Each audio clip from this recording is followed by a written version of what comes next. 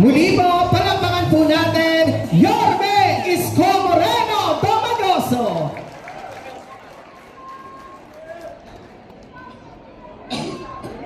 Good morning! Ay, pasensya na kayo, te. Ang aga nyo naman dumating, sabi ko, alas 9. Medyo ilang araw na ako tinatrangkaso. Kaya pasensya nyo na, medyo masama ang ubo ko. But mahirap umabsent sa gobyerno. Daming umaasa. Sa bawat araw na halimbawang hindi ka papasok, maraming nangangailangan na matetenga, maalanganin. Kaya lagi ko na lang talaga pamisa-misa na idinarasal na magkaroon tayo ng malakas na pangangatawan sa dami ng suliranin ng ating mga kababayan. Kaya itong nakikita niyo itong programang ito, we've been doing this simula nung ako'y bumalik muli, no? Dala ng napansin ko maraming sumusulat sa akin. I think last Wednesday yata nung muli kong makita, 20,000 plus na tugunan nating sulat. Siguro na babalitaan nyo, may kumakatok sa bahay nyo. Ewan ko, may nakarinig na ba kayo na pinupuntahan o pagdala ng sulat?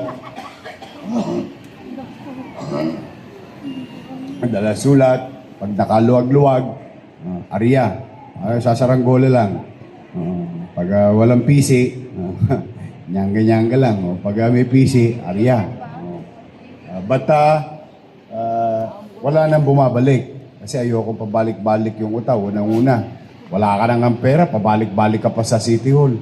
Abunado ka pa sa pamasahe.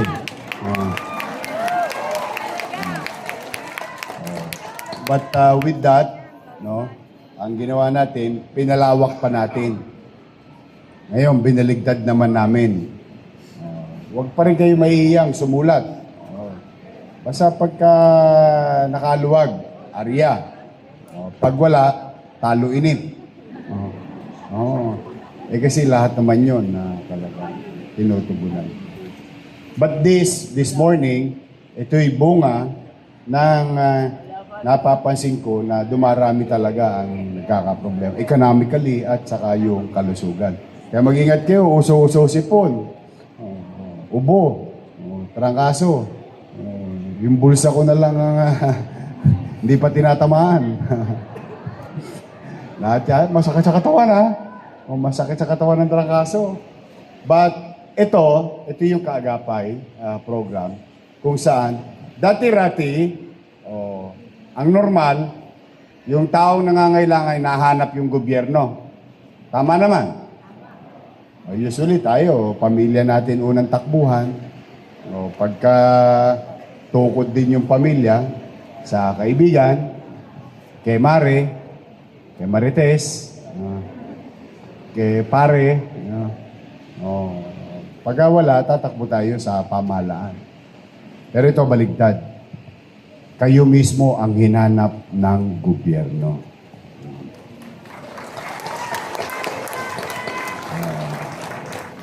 Dahil sa mga kasamaan nating Kaagapay, nalalaman namin yung katatayuan ninyo. At kaya ito mismo yung gobyerno na ang humanap. At sa maliit naming kaparanan, nandito ang ating mga konsihal. Ayan, si Konsihal Karen Alibarbar, si Konsihal Pa Pugoso, si Konsihal Maile Atiesa, si dating konsihal natin. Kilala niyo ba to? Gusto niyo pakantahin ko? Baka umabdi lalo yung nararamdaman nyo eh. Dati natin Konsihal Apple Nieto, at si Konsihal Jeff Lau, si Tol. Ito, si Tol. Ay, ba't tumanda si Tol? Ayun, si Konsihal Jong Isip. Yan. Siyempre, ang ating Vice Mayor, nandito. Si Tol, ayan na. Hindi pumayag na mas gwapo ang tatay niya. Ayan. Kami, ito mabilis lang to. Mabilis to. Huwag ko kayo matakot sa dami nyo. Dahil I think kabisado nyo naman kami, no? Pagka kami, laging maayos. Kaya sigurado ako, kung may mga baong kayo dyan, huwag nyo nang kainin. Kasi hindi kayo aabot ng tanghalian dito. Matatapos agad tayo. Salamat sa inyo. Nabigyan ako muli ng pagkakataon makapaglingkod. Kaya nga, hanggat kaya ng katawan ko, sige lang. Shoutout nga sa mga paborito ko, mga senior citizen, tasa ka man. Pasensya na kayo mga bata, tatanda din kayo. Una-una lang yan. Mahal na mahal ko yung mga nanay ninyo, mga lolo't lola natin. Alagang parlor yan sa Maynila. So muli ito ang inyong lingkod. Ito'y ginagawa lingguhan or every other week. Kahit Sabado, para maluwag ang oras para sa lahat. Sa maliit naming kaparaanan, kung kaya naming tugunan lahat, then so be it. Kung hindi man, at least maibsan namin yung katatayuan ninyo, yung suliranin ninyong kinakarap. Kaya po sa inyong lahat, maraming salamat sa pagkakataon na ibinibigay ninyo sa akin. Kayong mag-alala naman, kayong mag-alala ha, huwag kayong masyado mag-entertain ng kwento. Dito na lang ako sa Maynila, masaya na ako rito. Ha? Hindi na tayo aalis dito. Ha?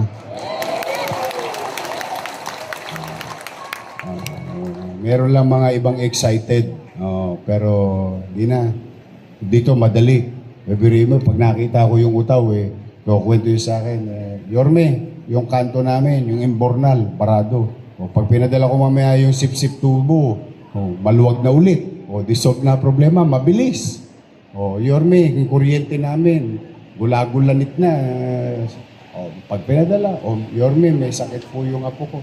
Iba, mas mabilis. Mas mararamdaman mo. Kaya lang talaga, siyempre, sumasakit din ang katawan mo, pamisan-misan. Pero pumanatag kayo. Pipilitin ko laging pahabain ang kamay namin nang marami tayong mayakap lagi. Yan naman. So, sa mga nanay tatay ko, magkikita na naman tayo. Enero, Pebrero, Marso, Abril na. Updated na ako. 3,000 na lang ang kulang ko sa inyo. Yung unang panahon. Pero wala na akong wala nang hindi na atrasado. Basta magbubuti ako. Tapos makaluwag-luwag ako ng konti. Lake ba na ulit? Katulad last year, yung Ensure. Yung cake ba nakukuha nyo? Talaga? Nakuha nyo na? Basta lahat na nawala, babalik ko naman. Hanggat kaya. Kaya pumanatag kayo, pipilitin kong mag-inam. At kahit na hirap tayo sa pananalapi bilang lungsod, yung paggasta ay pipilitin kong maging episyente. Kahit na parang ang saranggola ko ngayon ay boka-boka. Alam niyo yung boka-boka?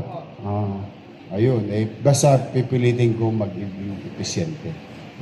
So muli, sa mga lolo't lola ko, I love you. Good morning. And I hope today we can give you hope and bring you hope. Magandang araw, umpisa na tayo. Pagpalain nawa kayo ng kung may kapal. Manila, God first. Thank you. Maraming salamat po, Yorme Isko Moreno Domagoso. At gayon din po, kasama na rin po natin, Councilor Tol Sarka.